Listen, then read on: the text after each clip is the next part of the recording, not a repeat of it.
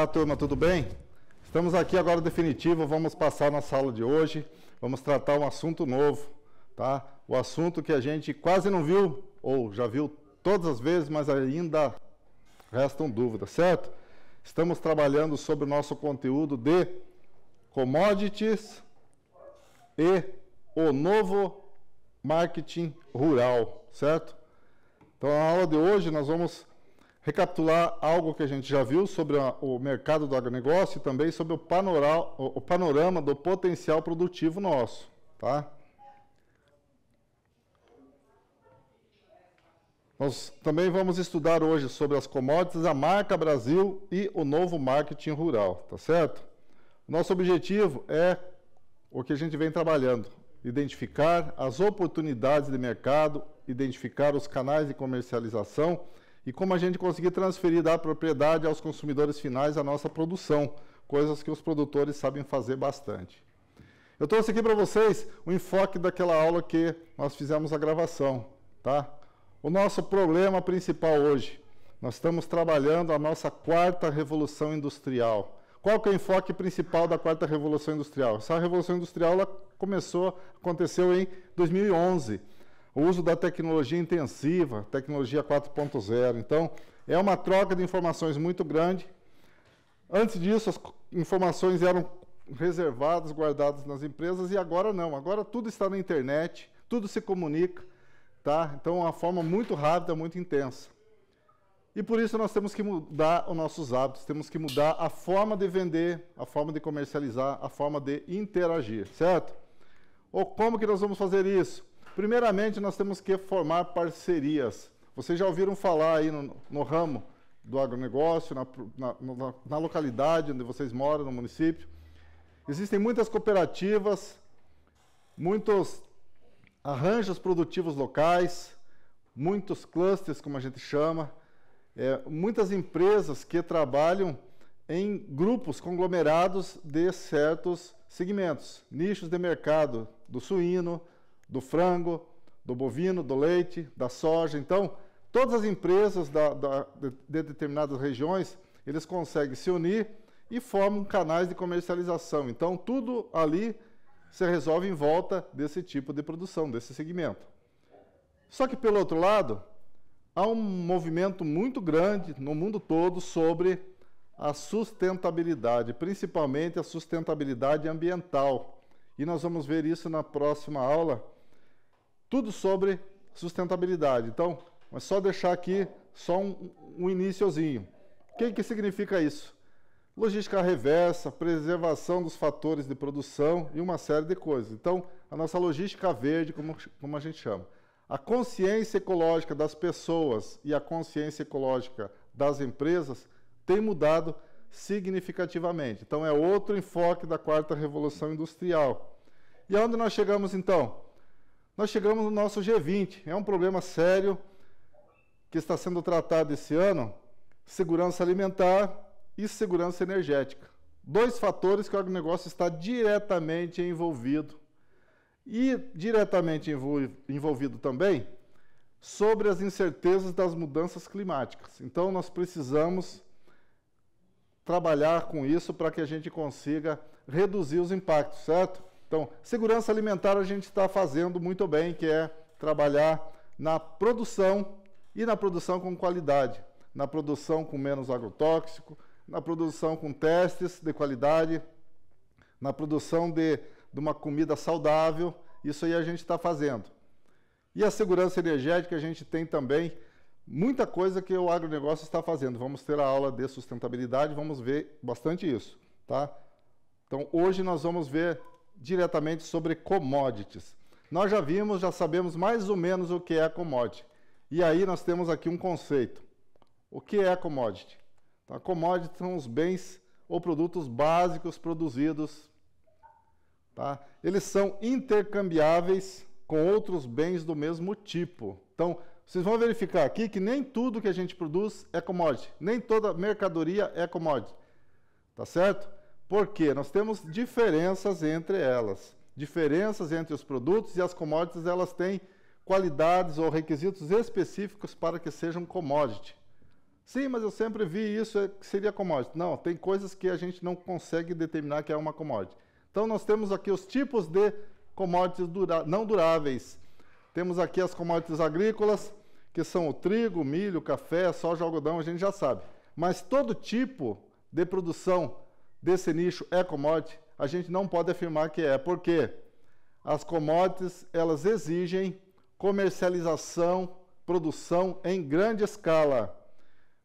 Comercialização na bolsa de valores e comercialização entre países e que tem uma certa homogeneidade. Então, as commodities precisam ser a mesma. Se eu comprar milho aqui nos Estados Unidos, na Europa, na Ásia, o milho deve satisfazer as mesmas necessidades e deve possuir as mesmas qualidades. Ele precisa ser armazenado, ele deve ser um produto que não seja altamente perecível. Então, o milho verde é commodity? Hein, gente? Vamos tratar agora. Levanta o braço quem concorda que sim ou não. Milho verde pode ser considerado commodity ou não?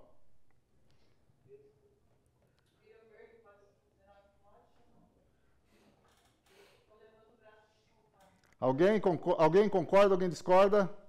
Alguém para responder, por favor? Sim ou não? Milho verde é commodity ou não? Sim ou não? Não, correto, acertaram. Então, para que seja commodity, eu tenho que produzir em grande escala, tenho que vender em grande escala, tenho que negociar na bolsa de valores e tenho que também ter uma condição de armazenamento por grande período, certo? Então, milho verde a gente não considera commodity, somente milho seco. Temos outros tipos de commodities também, que são as commodities energéticas, que não são somente da agropecuária. Temos a de energia, com petróleo, carvão, gás natural também são commodities. Temos também as commodities duráveis, que são os metais, também são armazenados, são produzidos em grande escala, são negociados na bolsa de valores. Um exemplo do ouro, da prata, do cobre, do ferro, tá certo? Então, esses minérios todos também são commodities. Nós vamos trabalhar hoje as commodities agrícolas, certo? Então, quais são os requisitos, então, para que seja considerado uma commodity? Como que eu vou saber se é ou não? Eu preciso ter uma homogeneidade, como eu falei, a soja, o milho, o algodão, o café, que eu vender aqui no Brasil, ele deve ser misturado e deve ter a mesma condição, a mesma qualidade de uma commodity dessa americana ou europeia, qualquer país do mundo. Então, produzido em grande escala, vendido em grande quantidade, negociada na bolsa de valores, e eu tenho que permitir uma armazenagem a longo período, certo? Então, eu tenho que vender em unidades padronizadas. Normalmente, você vende essas commodities em toneladas, não é em quilo, em saca. São toneladas. Atualmente, são milhões de toneladas vendidas e comercializadas, certo? Então, já temos aqui 3 condições mínimas para que seja considerado uma commodity. Então, deve permitir armazenamento por um longo período, deve ser homogênea. Eu também tenho que ter uma produção e uma comercialização em grande escala, tenho que permitir a venda em unidades padronizadas, como é feito aqui, certo? Então, o controle da perecibilidade e a garantia da manutenção das características. O que é isso? Permitir que eu armazene por grande período e ela deve ter as mesmas características de uma commodity de outro país, certo? Aqui tenho 2 exemplos para vocês. As frutas, por serem perecíveis, elas não são consideradas commodities, certo? Então, as frutas, elas não podem ser consideradas commodities, por quê? Porque elas são muito perecíveis. Agora, se eu retiro o suco da laranja, torno ele concentrado e vendo ele congelado em grande quantidade para outros países, eu considero o suco da laranja uma commodity. Isso mesmo acontece com a carne bovina, carne suína, carne de frango e outros produtos que a gente vende de forma padronizada. Então, eu consigo armazenar de forma congelada, então uma técnica, apesar de não ter muita industrialização, esse processo consegue me dar a condição de armazenamento por um período longo. Então, é uma commodity. A carne é commodity, por quê? Porque eu consigo armazenar por longo período. Outra coisa, Uma roupa, por exemplo, uma peça de roupa, ela não é perecível, consigo armazenar por um longo período. Mas eu consigo trazer ela e considerar commodity? Também não. Mas como assim? Então, apesar de ela ter os padrões de qualidade exigidos pelo mercado, eles possuem característica, uma diferenciação. Então, uma peça de roupa é diferente da outra. E a commodity não pode ser dessa forma. A commodity deve ter uma padronização. Então, todo lote, todo tipo de soja deve ser igual. As peças de roupa se vendem milhões de modelos, então não tem como considerar. Então, exige uma homogeneidade. Então, nós temos que considerar dessa forma. Mesmo que não seja perecível, não posso considerar uma peça de roupa uma commodity, correto? Entenderam até aqui? Então, vamos ver agora. Agora é uma atividade para vocês. Temos aqui 6 imagens. Eu quero que vocês tragam para mim. Número 1, cana-de-açúcar. Ela pode ser considerada commodity ou não? Quem concorda, levanta o braço. Cana-de-açúcar é commodity? É comercializada no Brasil como commodity?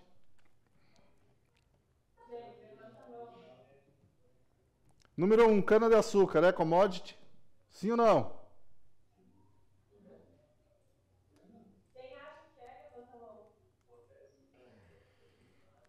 Cana-de-açúcar.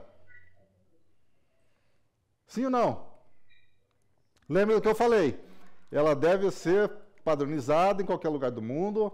Ela deve permitir armazenamento por um longo período. Certo? Sim ou não? Ela é pouco industrializada, a cana-de-açúcar, no formato que está ali. In natura. Ela é commodity? Cana in natura? A resposta foi não, professor. Não, correto, acertaram. Por quê? Então, o açúcar já é um produto industrializado, vendido em todos os países do mundo da mesma forma, é uma commodity, mas a cana-de-açúcar não é commodity.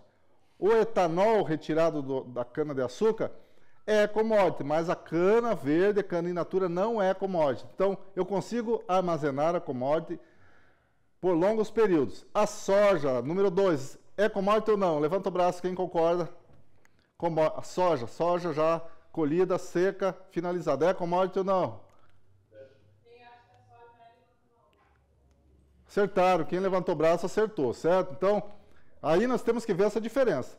A laranja, fruta laranja, vocês acham que é commodity ou não?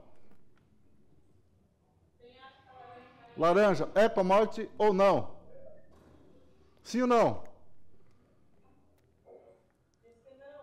Não, acertaram de novo. Agora, quando eu pego a laranja, extraio o suco, coloco congelado e vendo em grandes quantidades, comercializo na Bolsa de Valores, negocio com outros países, o mesmo suco lá da Europa é o suco daqui, então posso misturar os dois que vai ser uma grande quantidade de suco, não vai ter diferença na qualidade, então consigo manter as características, aí ele se torna commodity. Então a laranja, ela não é uma commodity porque ela é perecível, eu não consigo armazenar por muito tempo, mas o suco de laranja congelado, eu consigo manter por meses e anos até.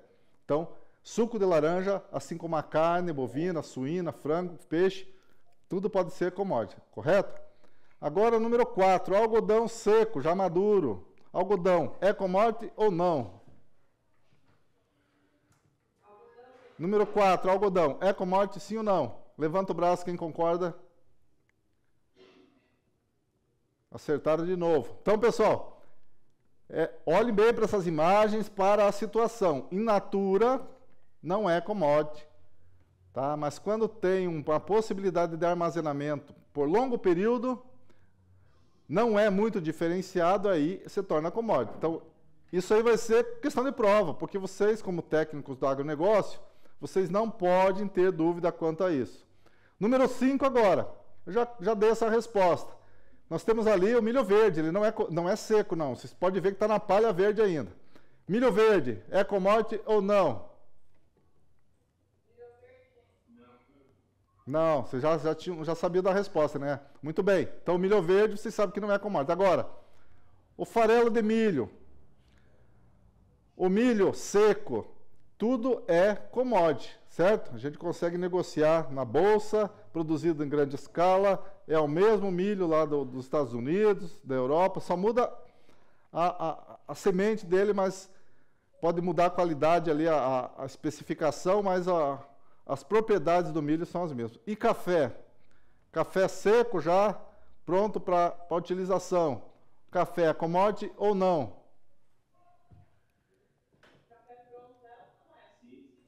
Café também é commodity. Agora observem para a tela, todos vocês. Vocês observaram ali que tem a borda da imagem, tem algumas bordas vermelhas e outras verdes? Vocês viram só agora ou já tinham visto isso antes? Então ali estava a diferença e a resposta de todas as questões. Aqueles quadrados que está a borda vermelha não são commodity e aqueles verdes todos são commodities, correto? Alguma dúvida? Alguém quer fazer alguma pergunta sobre isso? Conseguiram identificar bem a diferença entre commodity e não commodity? Tudo bem? Então, essa diferenciação, esses detalhes, vocês vão ter que saber. Isso aí já é questão de prova nossa. Não podemos sair com essa dúvida. Então, para nós ilustrarmos, nós vamos só passar aqui os nossos desafios e oportunidades, depois a gente vai ver um vídeo para encerrar essa parte da commodity. Então, quais os desafios das commodities hoje? Volatilidade de preço, a gente já viu nas aulas anteriores. Flutuação de preços, ela afeta a inflação. Então, ela traz a mudança dos preços, essa flutuação dos preços dos produtos agropecuários acontece muito fácil. Então, há uma volatilidade, sobe e desce todos os dias. É um desafio ainda para os produtores, para os comerciantes, trabalhar isso. As mudanças climáticas têm acontecido com maior intensidade, então é outro impacto grande na produção. Isso aí afeta também. E a geopolítica e as implicações no mercado. Então, as pressões internacionais, as barreiras internacionais, as legislações, tudo isso implica bastante. Barreiras como exemplo, nós temos aqui um exemplo da Europa. A Europa agora quer todos os produtos que eles estão comprando a partir do ano que vem devem ser rastreados. Então, temos que colocar rastreabilidade em tudo que queremos vender para a Europa. Quem tiver isso, vai vender mais, correto? E temos aí oportunidades, é claro. Inovações tecnológicas na produção, na distribuição, aumento da demanda, os países emergentes, países em crescimento, em desenvolvimento, estão comprando mais. Então, precisam de alimentar a população e não têm onde plantar, onde produzir. Vimos na aula anterior o nosso cinturão tropical do planeta, onde nós temos uma faixa de terra entre o Trópico de Capricórnio e o Trópico de Câncer. Ali o Brasil está instalado. São os países que mais produzem. Tem poucos países que estão aptos a produzir bastante. O Brasil é um deles. Deve se tornar o maior produtor de todos os tipos de alimentos do planeta. Então, é a nossa oportunidade grande. E nós dependemos da importação e da exportação. Então, muitos países dependem disso, certo? Então, nós temos que aproveitar essa oportunidade. Isso aí nós temos como ativos de investimento. Então, os investimentos que a gente faz é pensando nas oportunidades que nossa produção, o nosso comércio agrícola oferece, certo? Nós vamos ver um vídeo agora. Eu quero que vocês prestem atenção para vocês verem exatamente um resumo do que a gente viu até agora, tá? Esse vídeo sobre commodity fala tudo para vocês, tudo que vocês precisam saber. Eu coloquei esse vídeo já no Class, vocês podem assistir novamente depois, pode baixar ele e guardar para vocês assistir no futuro. Então esse vídeo é uma parte da nossa avaliação, o nosso resumo da aula que nós fizemos até aqui. Vamos prestar atenção então no que a Marina está falando para nós. Vamos lá. Commodities, por favor.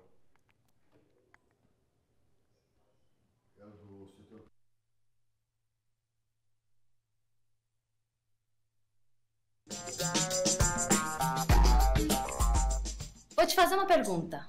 Você sabe o que é uma commodity? Bom, se me perguntassem isso lá em 2002, eu não teria a menor ideia do que responder. Eu comentei aqui no vídeo anterior que um dos meus primeiros cargos, dentro dessa minha carreira do agronegócio, foi justamente assistente de commodities. E eu não fazia a menor ideia do que era isso. Na verdade, dentro da empresa que eu já trabalhava, né, tinha entrado como estagiária, surgiu uma oportunidade que era assistente de commodities. Estava escrito lá no mural, bonito, né? Eu falei, nossa, esse nome no meu currículo ia ficar show, ia ficar chique. Concorri ao processo, deu certo, mas, né, de nada adianta ser um nome bonito se eu não sei exatamente o que significa. E esse foi um dos meus primeiros aprendizados. O que é uma commodity? Bom, primeiro de tudo, uma commodity, ele é um produto que tem um padrão, né, que tem as suas características uniformes. Então, trazendo aqui para o nosso universo agro, a soja que é produzida, por exemplo, que é plantada lá em Luiz Eduardo Magalhães, ela é exatamente a mesma soja que é colhida em Sorriso, no Mato Grosso, ou em Illinois, nos Estados Unidos. Então, é o mesmo produto que é produzido em diferentes regiões, em diferentes localidades.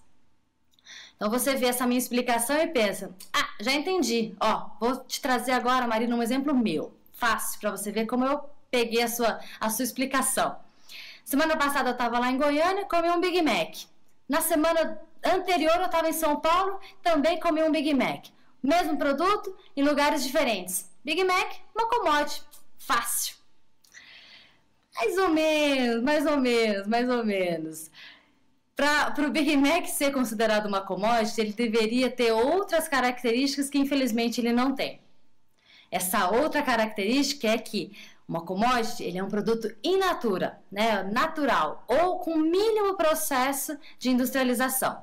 Então, voltando para a nossa querida soja, do jeito que ela é colhida, ela é entregue numa fábrica que vai esmagar e vai fazer o farelo e o óleo de soja, que, por sua vez, também são considerados commodities, porque eles passaram aí por um processo mínimo de industrialização. Além disso, então, se não tem uma diferenciação, tanto faz se é uma soja produzida pelo seu Zé, pelo seu João, não tem marca, não tem, né, nada que faça ela se tornar diferente. Então, como é que é dado valor? Quanto que vale uma soja, por exemplo, né? Quanto vale uma commodity? As commodities, elas seguem a lei da oferta e da procura. Eu vou contar uma história aqui que vai facilitar o seu entendimento. Lembra que lá em 2016, o tomate se tornou o vilão da inflação? Tava todo mundo falando que o tomate estava valendo mais do que carne. Pois é, o que aconteceu com o coitadinho do tomate foi justamente isso. Ele sofreu as consequências da lei da oferta e da procura. Devido a uma sucessão de fatores, né, não vou entrar nos detalhes aqui agora, mas houve uma diminuição da oferta do tomate que fez com que o preço subisse, né? Quem estava disposto a comprar o tomate estava pagando o preço que dava no dia. Então fez com que esse preço subisse. Com o tempo, né, houve uma normalização, né, dessa produção de tomates, houve mais oferta no mercado, que fez com que o preço caísse. Então, seguindo a lei justamente da oferta e da procura. A soja, ela segue exatamente isso que aconteceu com o tomate, só que com uma pequena diferença, que são mais outras duas características de uma commodity. O tomate, embora ele seja produzido numa grande quantidade, ele não tem uma escala global como é o caso da soja. Ele não é produzido numa escala tão elevada assim. E um outro ponto é que o tomate ele tem um período, né, uma validade muito curta comparado também com a soja, que pode ser produzida e armazenada em armazéns, em silos e durar lá meses. Então ele tem uma escala e tem uma durabilidade maior. Então, isso também são as características de uma commodity. Então, para você negociar uma soja com essas características, você tem um ambiente próprio para isso, né? Um ambiente que se negocia as commodities, que é a Bolsa de Mercadorias. Nesse local é onde o comprador diz por quanto ele está disposto a comprar e o vendedor diz por quanto ele está disposto a vender. E eles vão fazendo as suas ofertas dentro desse ambiente controlado, até que se haja uma negociação, fecha negócio e ok, aquele negócio está consumado. Então, para você entender um pouquinho mais como é que funcionam os preços, como é que essa formação de preços acontece, como essa negociação funciona e como é que são as famosas operações de hedge, acompanhe aqui os vídeos do canal que serão os nossos próximos assuntos. Então, entendeu o que é uma commodity? Vamos lá, 5 características. Tem que ter padrão, né? São as suas características uniformes. Ele precisa estar no estado natural ou com processo mínimo de industrialização, precisa ter escala, é um produto, né, em alta produção, pode ser armazenado durante um longo período e é negociado num ambiente controlado, que é uma bolsa de mercadorias. Facilitou? Clareou o entendimento? Então, te espero nos próximos vídeos. Um beijo e até mais. Tchau, tchau. Certo, pessoal? Gostaram do vídeo? Então, esse vídeo resume tudo que a gente falou até agora, certo? Então, o vídeo é um resumo do que é commodity. Eu falei da parte lá da commodity, que o produto in natura não é commodity, mas pensem bem, in natura, que eu quis dizer, é aquele produto que não permite armazenamento, tipo a cana-de-açúcar, o milho verde. Agora, o milho seco também in natura, natural, sem industrialização, aí nesse caso sim, se torna commodity, certo? Alguém tem alguma dúvida? Querem perguntar alguma coisa? Vamos ver então alguns gráficos sobre a nossa commodity. Eu acho que já tinha mostrado para vocês a nossa produção brasileira. Olha como estamos. Olha o nosso padrão de produção. Olha aqui. Hoje o Brasil é considerado o maior produtor mundial de soja, café, suco de laranja e açúcar. E estamos em segundo lugar na carne de frango e carne bovina no mundo, tá? Então olhem a fatia de mercado, o share mundial na última fileira embaixo. Qual é o percentual da produção mundial que o Brasil é responsável? Olha ali. A soja, o Brasil produz 58% da soja do mundo, é o Brasil que produz. Sozinho.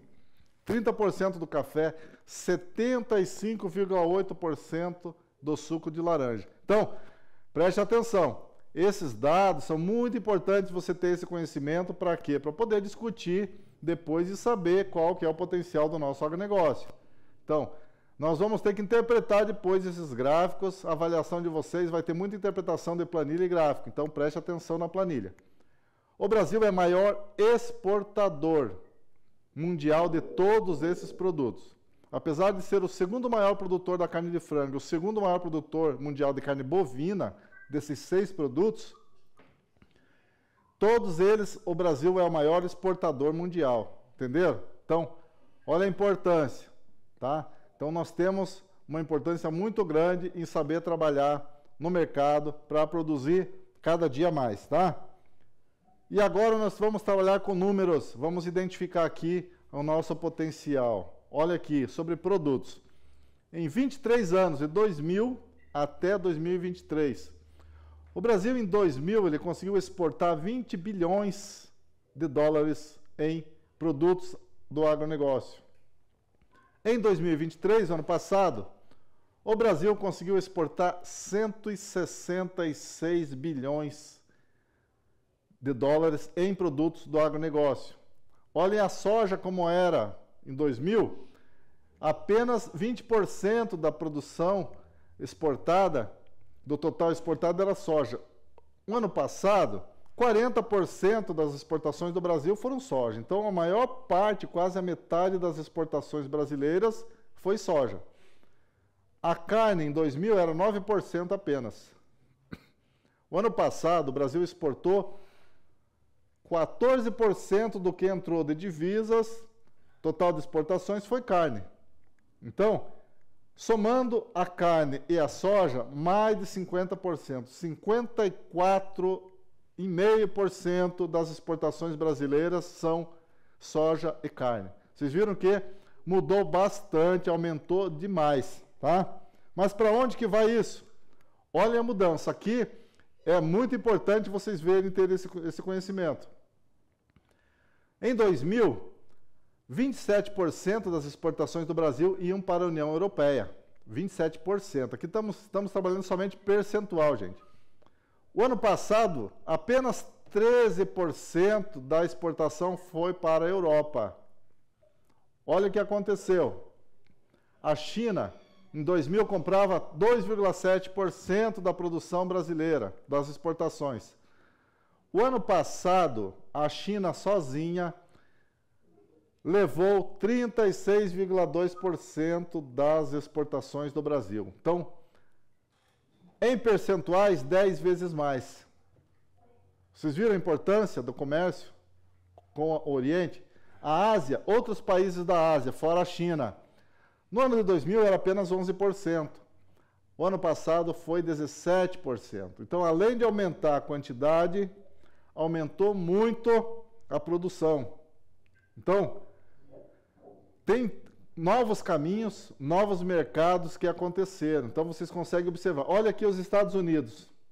Olha a comparação. Estados Unidos, em 2000, comprava 18% das exportações do Brasil. O ano passado, apenas 6%. Vocês viram a diferença dos mercados? Então, será que diminuiu para os americanos ou aumentou? Vamos ver agora neste gráfico aqui. Eu coloquei neste gráfico para vocês conseguirem observar as diferenças. Então, a China aumentou 108 vezes a quantidade de compras em 23 anos. A Ásia aumentou 12 vezes. A União Europeia aumentou 3 vezes praticamente. Os Estados Unidos aumentou 2,6 também, 2,6 vezes. Então, apesar dos índices da quantidade percentual de compras ter modificado, todos os destinos da nossa mercadoria, dos nossos produtos, aumentou. Então, a quantidade aumentou para todos os destinos. Então, olha o detalhe, a diferença. Todos os destinos estão comprando mais. Só que tem alguns que aumentaram muito. Então, a China e a Ásia compram muito do Brasil. Então, muito mesmo. Em valores, o que eu quero mostrar aqui para vocês? Olha as diferenças aqui. O número de vezes, essa tabela está explicando, vocês podem dar uma revisada depois. Olha a quantidade de vezes que aumentou as vendas para cada destino desse. Olha aqui no quadro, na planilha. A China está comprando 108 vezes mais. Isso aí num período de 23 anos, esse aumento foi. A Ásia aumentou 12 vezes, a União Europeia 2,6 vezes, o Oriente Médio 12,3 vezes. Agora uma pergunta para vocês.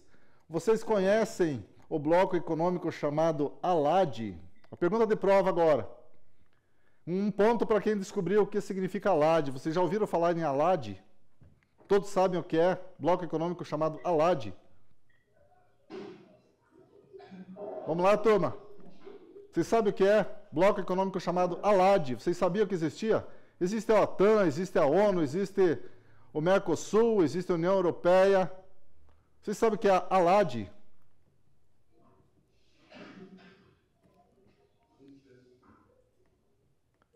Quem descobriu o significado do bloco econômico chamado ALAD, levanta o braço, valendo um ponto na nota.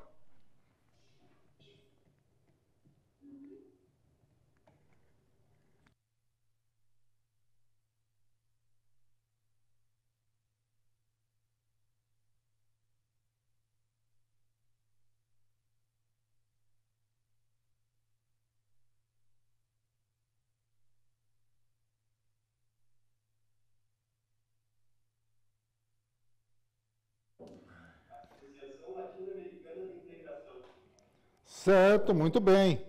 Qual o seu nome, por favor? Gustavo. Ô, Gustavo, ganhou um pontinho aqui, Gustavo. Vou anotar para você, certo? Tá? Ele vai ganhar um pontinho na nota aqui. Então, pessoal, a ALAD é uma associação dos países da América Latina. Não é o Mercosul, é outro bloco econômico que existe desde o século passado. Países que interagem e que comercializam produtos. Então, a ALAD é um destino também, não é só o Mercosul. Então, fora os países do Mercosul, existe esse outro bloco econômico. Vocês já sabiam, já tinham ouvido falar nessa associação? Alguém já tinha ouvido falar nessa associação, nesse bloco econômico? Isso pode ser questão do Enem, questão de prova, questão de concurso, então é importante, é interessante saber. Tá? Olha aqui, ó. Então, a questão de valores, eu coloquei também um gráfico aqui para vocês observar. Então, quem tiver interesse, pode gravar esse slide, guarda para vocês, que depois que vocês saírem do colégio, vocês não vão ter mais acesso a esse material. Então, quem tiver interesse, guarda, porque quem vai fazer faculdade, quem vai trabalhar em cooperativa, quem vai trabalhar no ramo, é interessante ter fontes de pesquisa. E esses valores foram retirados de sites confiáveis, sites do governo, do Ministério da Agricultura, Ministério do Desenvolvimento e Comércio, certo? Então, olha aqui, a quantidade em milhões de dólares que foram negociados nesses países nesse período, de 2020 a 2023. Então, a China passou de 556 milhões para 60 bilhões de dólares em 23 anos. Então, só no ano de 2023 foram 60 bilhões. É muito dinheiro. A Ásia passou de 2 bilhões para 29 bilhões praticamente. Estados Unidos de 3,7 bilhões para 9,8 bilhões. Então, é muito dinheiro envolvido. E aí, o que vocês acharam desses valores, desses números? Tá? Nós estamos lidando aqui, gente, com uma nova característica do mercado mundial, da globalização. Nós estamos trabalhando no combate à fome, na segurança alimentar do planeta e na sobrevivência de muitas pessoas. Então, nós estamos trabalhando com o nosso novo agronegócio. Nós temos uma marca brasileira hoje, tá? O governo federal instituiu em 2005 a nossa marca Brasil. Então, essa marca Brasil faz parte do ramo do marketing, trabalha com a nossa imagem, com o posicionamento brasileiro no mundo. Então, vários produtos são levados para diversos países do mundo e vai o selo brasileiro junto. Então, a nossa marca brasileira, apontando a sustentabilidade ambiental, representando o país nos comércios, no turismo, nos serviços, isso aí tem sido utilizada pela indústria e para a exportação, para desenvolver o nosso potencial produtivo e turístico brasileiro, certo? Então, essa identidade está sendo levada para fora, nosso governo está fazendo isso e as indústrias todas estão trabalhando a nossa marca brasileira. A nossa bandeira está indo junto com para os países, está indo junto com os produtos, certo? Onde que nós chegamos? Chegamos num novo agronegócio. O que significa isso? Hoje nós dependemos de uma integração maior da área rural e urbana. O Roberto Rodrigues, um camarada que... Ele foi ex-ministro da Agricultura, Roberto Rodrigues, e ele é apaixonado pelo agronegócio. E ele falou numa palestra recentemente sobre essa integração. Então, pessoal, a produção agropecuária, ela é muito desenvolvida. Os produtores sabem como ninguém fazer essa produção de forma muito potencializada, muito agressiva. Só que não adianta produzir e não ter quem compra. Então, o consumidor da área urbana depende do produtor. O produtor depende das pessoas, das cidades para conseguir manter o seu negócio. E a população da cidade, ela vai morrer de fome se não existir produção, certo? Então, um depende do outro. Não adianta dizer, ah, não, fulano é melhor, eu sou melhor, fulano é melhor. Não tem. Todos são importantes na cadeia produtiva, tanto o produtor quanto o consumidor. É claro que o consumidor, ele financia toda a cadeia, como a gente sabe. Então, ele determina, muitas das vezes, a quantidade que vai ser produzida. Então, a integração de uma área com outra é muito importante. E a consciência ecológica que tem sido desenvolvida tem trazido a população para próximo da produção. Então, novos sistemas têm sido criados, integração da produção e comercialização, é outro item já. Tá certo? Então, vamos colocar aqui a tela de novo para vocês observar. Então, integração da área urbana com a rural, novos sistemas integrados de produção e comercialização. Então, tudo está interligado. Você faz o pedido pela internet, o pedido chega na sua casa.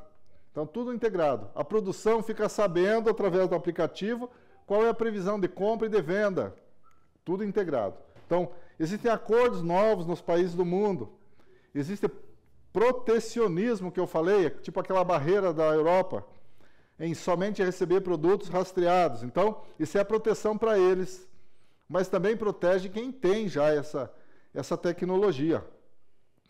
E o agronegócio oferece muitas oportunidades de emprego, certo?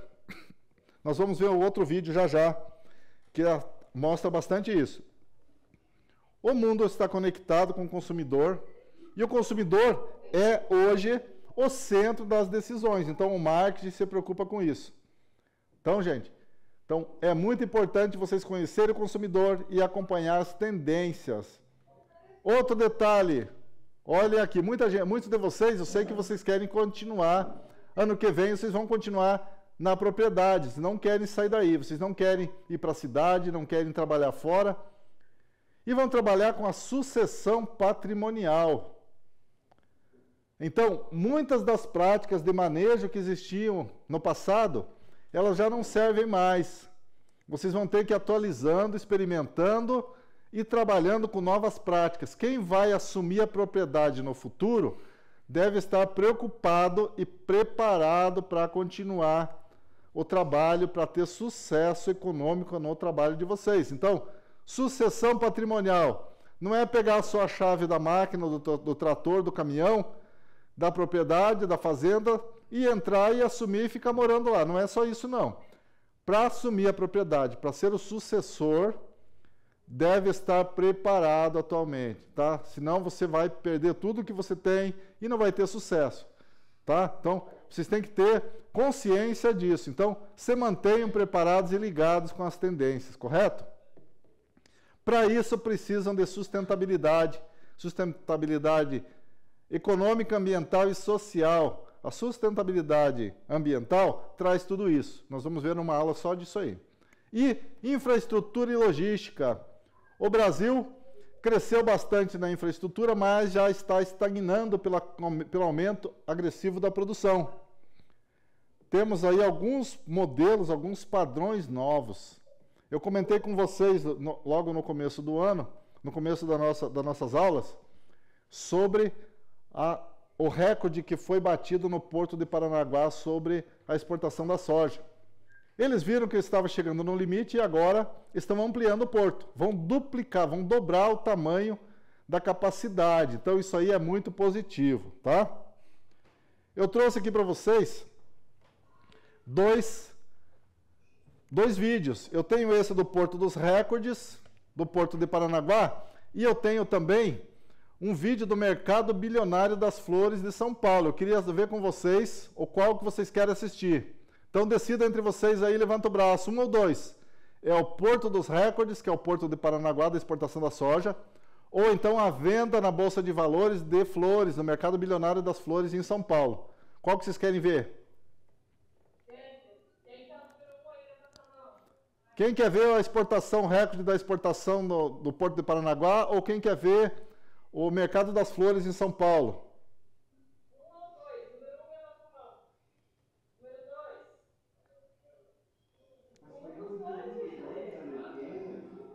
Vamos lá, gente.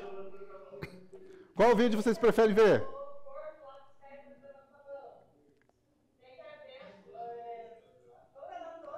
O Mercado Bilionário das Flores.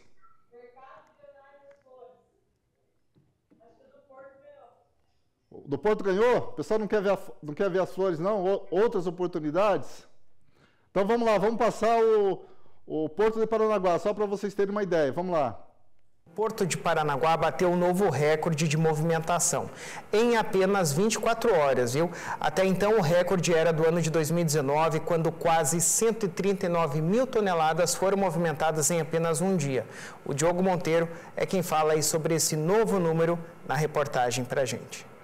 Acostumado a quebrar números, a Portos do Paraná bateu mais um recorde de produção em 2024.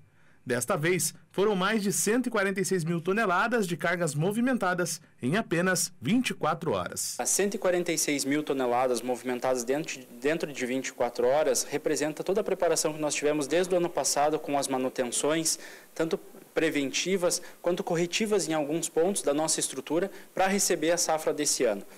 Mesmo tendo um volume um pouco menor agora no mês de abril, com uma recuperação no mês de maio, nós estamos demonstrando para o mercado que nós temos uma infraestrutura preparada para movimentar o máximo com segurança na nossa operação. A movimentação foi registrada nos dias 20 e 21 de abril, representando um crescimento de 5% em relação aos dias 29 e 30 de agosto de 2019, quando o recorde era de 138.988,98 toneladas movimentadas. Então, 146 mil toneladas em 24 horas representa mais de 1.000 toneladas por hora por equipamento dentro dessa estrutura, né? Que é uma marca bem expressiva para quem vai atender uma safra aí ao longo deste ano de 2024. O nosso objetivo é ser um facilitador para o comércio exterior.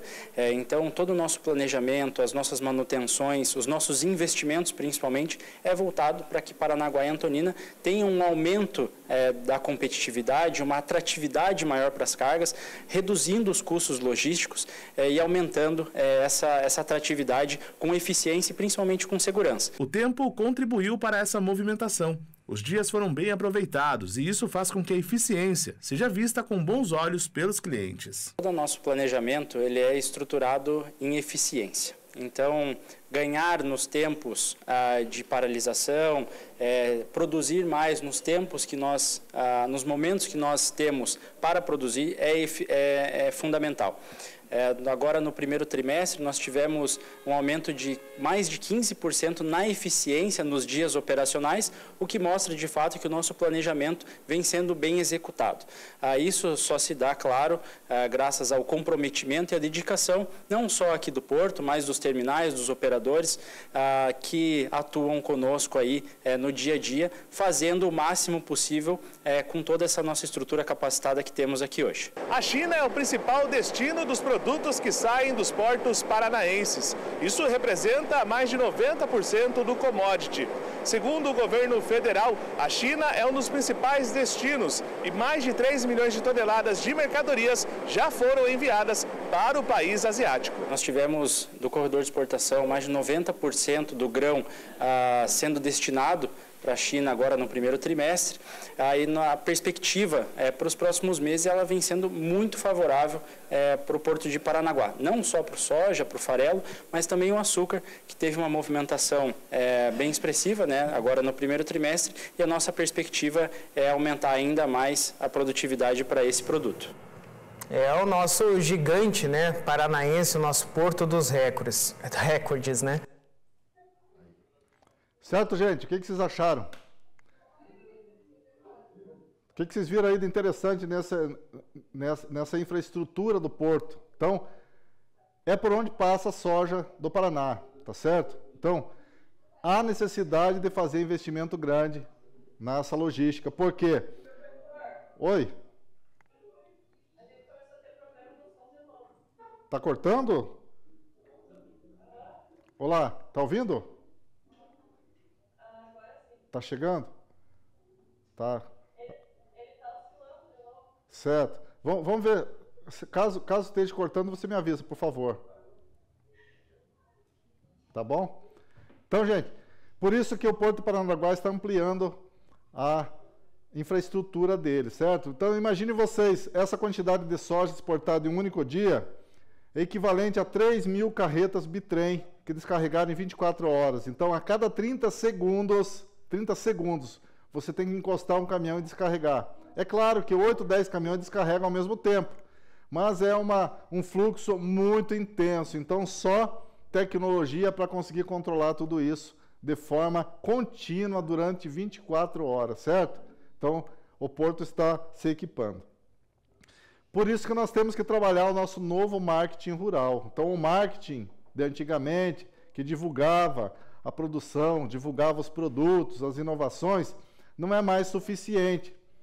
O consumidor, ele está mais exigente agora. Então, o marketing rural mudou. O marketing agrícola, ou o marketing do agronegócio, como a gente costuma ouvir, é a estratégia utilizada para esses produtos e para os serviços do segmento. Então, as grandes empresas precisam se tornar mais conhecidas do público. A gente vê isso nas empresas industriais, essas empresas grandes que produzem alimentos, tá? Eles têm muito isso, tá? Então, o Brasil já conseguiu se adaptar aos novos mercados. O Brasil tem oferecido mais e tem mudado os mercados para onde consegue vender a produção. Por isso que permite o aumento da produção. Então, a Ásia e a África têm comprado mais do Brasil. tem participado mais das nossas exportações. Então, outra questão de prova aí. Novos caminhos da nossa produção, mercado da África e da Ásia. Isso é questão de prova também. Então, isso é muito significativo nas nossas exportações. Então, nós diminuímos a dependência dos Estados Unidos e da Europa. Contudo, nós colocamos um caminho muito nítido. A Ásia tem comprado quase tudo. Então, é muito centralizado esse mercado. Por isso que o Brasil depende muito hoje da Ásia. Então, o senhor Roberto Rodrigues, que eu falei antes, ele falou que o Brasil é um país que está dentro do cinturão tropical do planeta e ele deve assumir a nossa produção e a nossa distribuição do conhecimento em poucos anos. Então, as tecnologias aplicadas no Brasil já são copiadas por alguns outros países. Só que nem tudo pode ser levado de uma região para outra. Tipos de semente, tipos de insumo de um solo para outro não funcionam, gente. Então, vocês têm que ter ciência disso. Então, às vezes, você quer copiar um manejo, um tipo de produção de uma outra região do Brasil para cá, já não funciona. Nós temos a nossa própria. Cada região é diferente da outra. Então, os fatores de produção são diferentes, as técnicas são outras, as tecnologias são outras, tá? Então, temos que ter essa noção que as técnicas e os insumos não são iguais de uma região para outra. E aqui, eu trouxe uma frase aqui do Ricardo Nicodemos, que é o presidente da Associação do Marketing Rural no Brasil. Ele falou agora recente, numa palestra dele também. Então, nós precisamos contar nossa história, o que ele quis dizer. Então, quando nós não contamos nossas histórias, alguém conta da forma que considera mais conveniente. Isso serve para o nosso dia a dia. Nós temos que falar quem somos, nós temos que falar como é o agro, temos que desmistificar, falar das coisas que a gente conhece com certeza do que está falando. Então, nós precisamos se mostrar à população urbana. Não é só da cidade, não, mas as pessoas que não conhecem realmente como funciona o agronegócio, o que distorcem às vezes. Tem certos tipos de produção que muitos consideram que não é ideal, que não protege o meio ambiente, mas se fizer de forma correta, controlar a quantidade de insumos, de fertilizantes, agroquímicos, tudo pode ser viável e sustentável, certo? Então, o marketing rural tem várias tendências hoje. Então, traz as últimas tendências, aqui do marketing no agronegócio, traz as últimas tendências para os mercados, traz as oportunidades. Então, o marketing de precisão trabalha com a nossa segmentação, personaliza a produção para determinados mercados.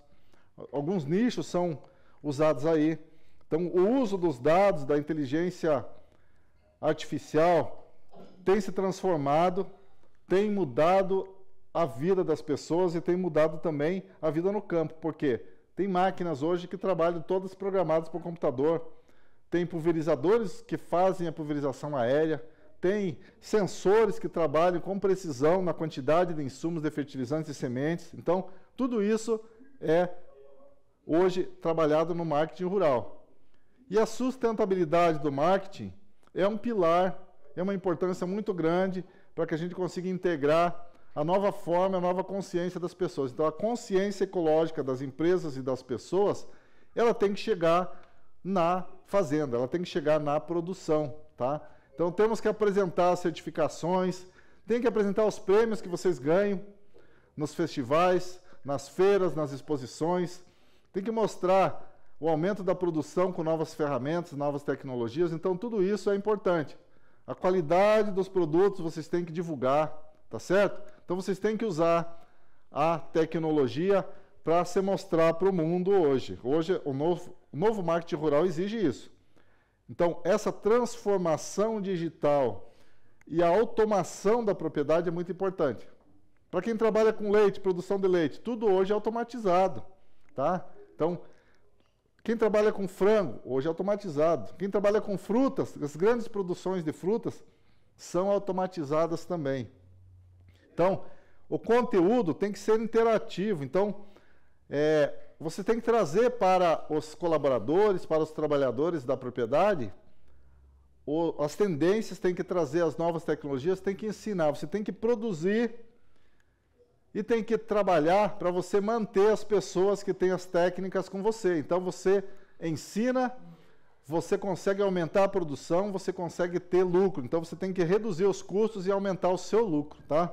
Então você vai usar a influência do agronegócio, vai fazer parcerias para você analisar os seus dados e fazer aumentar e compreender com esses dados o que é de melhor para a sua propriedade, certo? Então, o agronegócio hoje, como nós vimos, ele está sustentando a nossa economia, nosso PIB.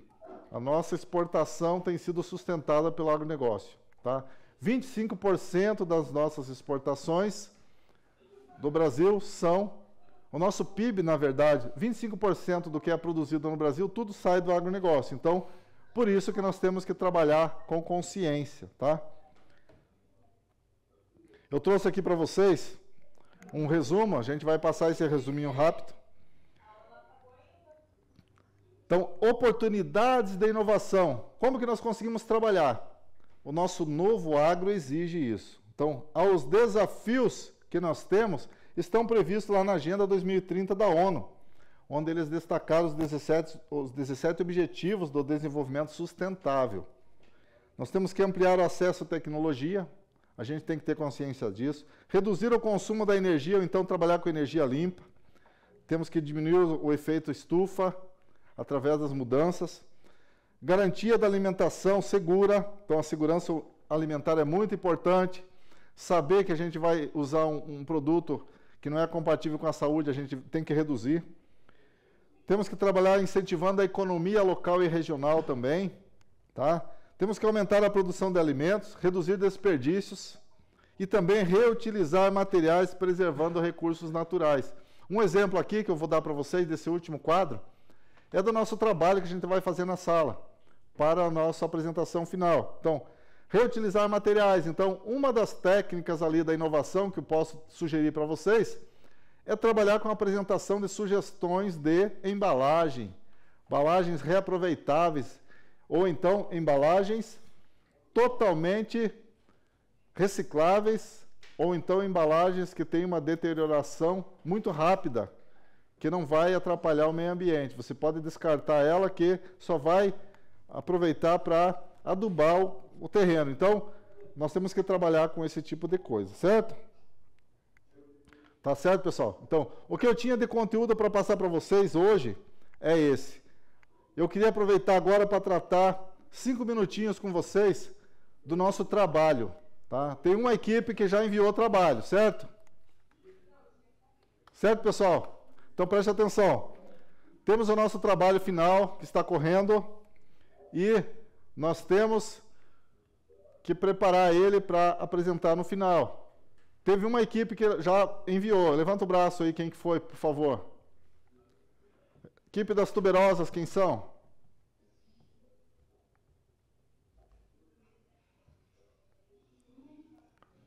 Vamos lá, turma. Quem é da equipe das tuberosas? Quem que enviou o trabalho? Vocês estão ouvindo? Professora Larissa, o pessoal está ouvindo? Tá, o pessoal está ouvindo aí? Tá, eu perguntei aqui qual foi o grupo que enviou o trabalho já, o trabalho final. Alguém já enviou o trabalho final?